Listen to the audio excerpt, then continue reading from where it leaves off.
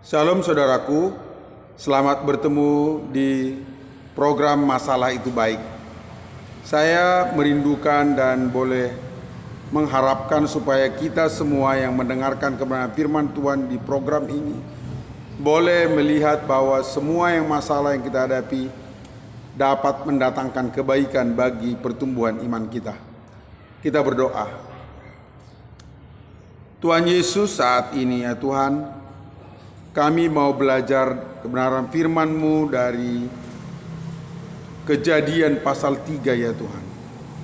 Biarlah kiranya melalui kebenaran firman-Mu yang kami dengar, kami boleh melihat bahwa masalah yang kami hadapi adalah baik. Terima kasih Tuhan. Dalam nama Yesus kami berdoa. Amin. Saudaraku, pada waktu Tuhan menjadikan manusia dan menaruhnya di Taman Eden, sama sekali belum ada masalah, saudara. Tanah menghasilkan tumbuh-tumbuhan yang terbaik dan manusia hidup tanpa berpakaian. Demikian juga tidak ada pertengkaran di antara Adam dan Hawa, saudara.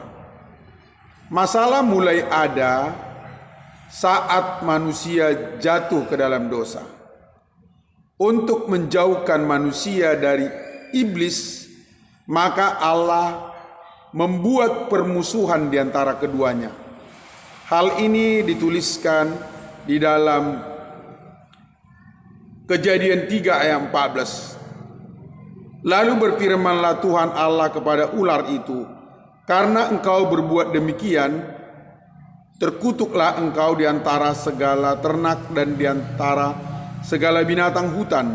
Dengan perutmu lah engkau akan menjalar dan debu tanah lah akan kau makan seumur hidupmu.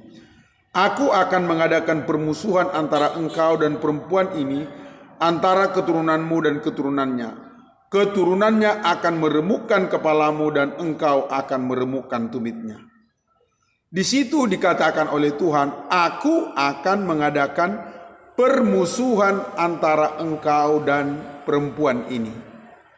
Saudara, ini harus benar-benar kita sadar, saudara.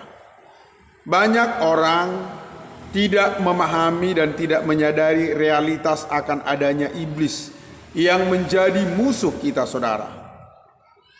Pada suatu hari,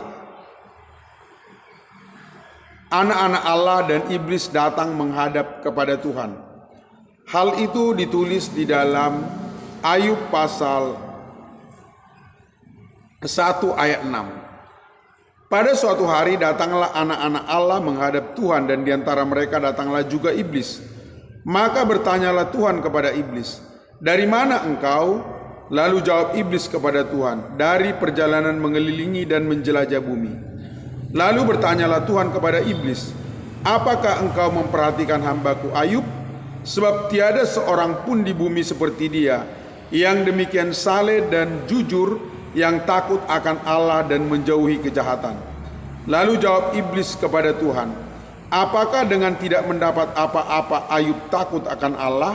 Bukankah engkau yang membuat pagar sekeliling dia dan rumahnya serta segala yang dimilikinya? Apa yang dikerjakannya telah kau berkati, dan apa yang dimilikinya makin bertambah di negeri itu." Saudara, di sini iblis sendiri mengatakan bahwa Tuhan menaruh pagar untuk melindungi Ayub.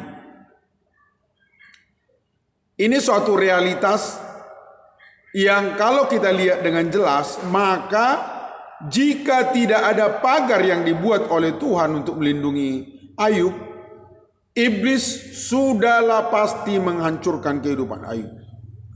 Kita tahu, saudara, kemudian Tuhan memberi izin kepada iblis untuk menghancurkan kehidupan Ayub, dan pagar perlindungan dicabut, diangkat, saudara. Saat itu juga, saudara, apa yang kita temukan? Seluruh harta milik Ayub habis, bahkan anak-anaknya juga dibunuh, saudara. Semuanya mati, 7 orang dalam satu hari. Bahkan, saudaraku, tubuh Ayub sendiri hancur lebur. Dari sini, saudara, kita dapat tahu bahwa kita tidak hidup sendirian di dunia ini. Ada oknum jahat bernama iblis. Oknum jahat inilah yang selalu mengancam, mengintai, dan ingin memusnahkan kita, saudara. Karena itu kita harus sadar, saudara. Ya. Saat kita jauh dari Tuhan, saudara, maka saat itu juga iblis akan menerobos, menghancurkan, meluluh lantakkan kehidupan kita, saudara. Apakah tujuan dari permusuhan yang dibuat iblis? Kenapa manusia harus bermusuhan dengan iblis? Kenapa Tuhan menciptakan permusuhan itu, saudara? Di sana dikatakan bahwa dari awal iblis itu tidak ada bermusuhan, saudara. Iblis itu bermusuhan dengan Allah. Apa yang dikatakan Allah, iblis akan berusaha menggagalkannya. Ketika Allah berkata kepada Adam, Adam, jangan makan buah yang di tengah-tengah taman ini, maka iblis berusaha menggagalkan apa yang menjadi perintah Allah. Dan saat manusia jatuh ke dalam dosa, melanggar peraturan itu, maka sejak hari itu, saudara, Tuhan membuat bagaimana supaya manusia bermusuhan dengan iblis. Apa tujuannya, saudara? Supaya manusia menjauh dari iblis. Iblis ini jahat sekali, saudara. Kalau kita tahu bagaimana di dalam kitab-kitab perjanjian lama, raja-raja Israel mempersembahkan anak-anak mereka sebagai korban dalam api. Ini adalah salah satu bukti betapa jahatnya iblis. Kita juga tahu bagaimana Nazi Jerman memasukkan orang-orang ke dalam kamar gas dan dibakar, digas hidup-hidup, saudara. Ini membuktikan betapa iblis itu jahat. Kalau hari ini, saudara dan saya masih aman hidup, itu semua karena Tuhan melindungi kita. Karena Tuhan mengasihi kita. Kalau Tuhan tidak mengasihi kita, saudara, maka iblis akan menghancurkan kita, saudara. Saudaraku, saat menyadari realitas iblis, maka kita harus sadar. Ini mendorong kita untuk datang kepada Tuhan. Banyak manusia pada masa kini, mereka menolak realitas iblis. Iblis mereka anggap sebagai dongeng, sebagai cerita omong kosong yang tidak masuk akal, saudara. Namun, saudara, supaya kita menghayati bahwa iblis ini nyata, lihatlah semua kejahatan. Iblis memasukkan pikiran dan keinginan ke dalam diri manusia untuk melakukan yang jahat.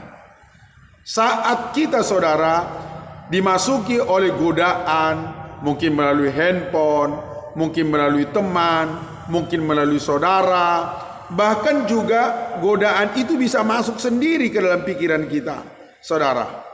Saat kita menyadari godaan ini, saudara, kita harus tahu, oh, ini iblis. Iblis harus kujauhi. Saat kita mendekati iblis, saudara, maka saat itu juga kita sedang terperangkap untuk menuju kepada kehancuran, saudara. Itu sebabnya Tuhan mengizinkan, Tuhan membuat, saudara, permusuhan ini supaya kita jauh dari iblis. Sebab iblis ini jahat sekali.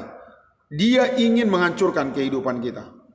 Dalam kehidupan saya sendiri, saudara, seringkali kewaspadaan terhadap iblis ini tidak terlalu ada di dalam pikiran saya. Ya, saya seringkali menjalani hari-hari hidup ini nggak waspada, saudara.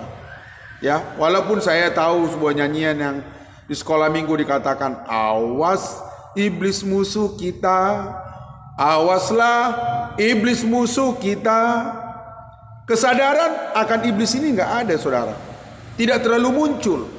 Tapi saat saudara tekanan masalah menekan saya, maka pada saat itu saya berpikir, saat itu saya waspada, saudara. Iblis ini seringkali menggunakan bujukan, godaan, saudara. Bagaimana caranya untuk menghancurkan kehidupan kita? Ya, sekiranya masalah tidak muncul, saudara, maka kita akan terus dibujuk oleh iblis, keinginan-keinginan dunia selalu datang kepada kita, saudara. Ya, saya selalu mengilustrasikannya dalam khotbah seperti seorang yang memancing ikan, saudara. Pancing ini dilengkapi dengan umpan, saudara. Tujuan dari si pemancing hanya satu, bagaimana caranya supaya ikan ini memakan umpan yang diberikan oleh si pemancing. Saat ikan itu terperangkap, saudara, oleh pancing, maka pada saat itulah si pemancing ini bisa mengendalikan ikan ini. Bahkan ujungnya adalah menggoreng dan mematikan ikan ini, saudara. Begitu juga dengan kita. Kita harus sadar, saudara, setiap godaan dari setan itu akan membawa kita kepada masalah yang besar. Itu akan membawa kita kepada kehancuran. Dan kita harus waspada, saudara. Jika kita lalai dan tidak waspada, saudara, maka ujung daripada semua masalah yang kita alami adalah api neraka, saudara. Kematian yang kekal. Untunglah Tuhan itu baik kepada kita, ya. Dia berkemurahan kepada kita. Diizinkannya kita mengalami berbagai macam permasalahan saat kita terperangkap oleh bujukan iblis, saudara. Orang-orang yang terperangkap oleh bujukan iblis, mencuri, menipu, saudara, saat mereka ditangkap polisi, itu adalah anugerah dari Tuhan untuk membuat mereka sadar, saudara. Sadar, bertobat dan meninggalkan, datang kepada Tuhan Yesus. Itu sebabnya saya selalu dorong, saudara, saat kita merasa terperangkap oleh masalah, saat tekanan begitu ada dalam diri kita, datang kepada Tuhan. Iblis musuh kita akan berusaha mengatakan, gak usah datang sama Tuhan, percuma, Tuhan tidak peduli, Tuhan tidak mengasihimu. Jika saudara merasa seperti ini, saudara, pandang kayu salib Kalvari, saudara, di mana Tuhan Yesus disalibkan. Dia rela mati karena dia mengasihi kita, saudara. Karena dia peduli sama kita. Jangan dengarkan perkataan iblis yang mengatakan Tuhan tidak peduli atasmu. Saudara, inilah beruntungnya kita jika ketika ada masalah kita datang kepada Tuhan. Jika ada masalah, iblis akan mendorong kita jauh dari Tuhan, dan dia akan menarik kita dekat kepada setan, saudara. Dengan cara apa, saudara? Pergi ke dukun, kepada orang pintar, saudara. Dukun-dukun menjanjikan pertolongan instan, saudara. Sebenarnya tidak ditolong, saudara. Tetapi tali pancing tadi seperti ulur, lepas, saudara, dijauhkan. Seperti ikan itu, saudara, seperti bebas rasanya. Bebas dari masalah. Mungkin bebas dari persoalan-persoalan sementara, saudara. Namun nanti iblis itu bertujuan, dia mengendalikan. Orang itu pada suatu hari nanti akan digoreng di dalam api neraka. Inilah kehendak dan keinginan iblis. Bersyukurlah kita jika Tuhan masih mengingatkan kita melalui kebenaran firman Tuhan, supaya kita waspada dengan segala macam tipu iblis, tipu daya si iblis, saudara. Jika hari ini saudara merasa hidupmu bermasalah, saudara, coba introspeksi diri. Berdoa, datang kepada Tuhan, periksa. Jangan-jangan, saudara, kita telah terbujuk oleh bujuk rayu si iblis. Kita telah terperangkap, saudara. Kita harus sadar supaya kita terlepas dari ini. Jika tidak terlepas, saudara, maka kita sedang menuju kepada kehancuran yang kekal. Mari, saudaraku, kita introspeksi diri semua. Bukan hanya saudara, saya juga. Kita harus waspada. Jangan sampai bujuk rayu si iblis ini menguasai kehidupan kita. Kita berdoa. Kami bersyukur, ya Tuhan, Engkau izinkan masalah terjadi saat kami terperangkap oleh bujuk rayu si iblis. Saat kami berbuat dosa dan kejahatan, Tuhan mengizinkan masalah datang kepada hidup kami, supaya kami sadar, berbalik, datang kepada Tuhan, dan dilepaskan oleh Tuhan dari bujuk rayu si iblis. Dilepaskan Tuhan dari pancing si setan. Ya Tuhan, tolonglah kami. Biarlah kiranya melalui masalah-masalah yang kami hadapi, kami semakin dekat dengan Tuhan. Dengan demikian kami terlepas dari bujuk rayu godaan si iblis. Terpujilah namamu Tuhan, segala puji syukur hanya bagimu. Dalam nama Yesus kami berdoa. Amin. Saudaraku, sampai bertemu besok. Saya ingatkan kita, waspada terhadap bujuk rayu iblis. Jangan terperangkap dengan dosa.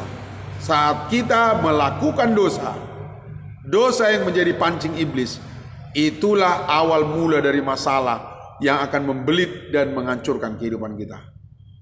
Salam.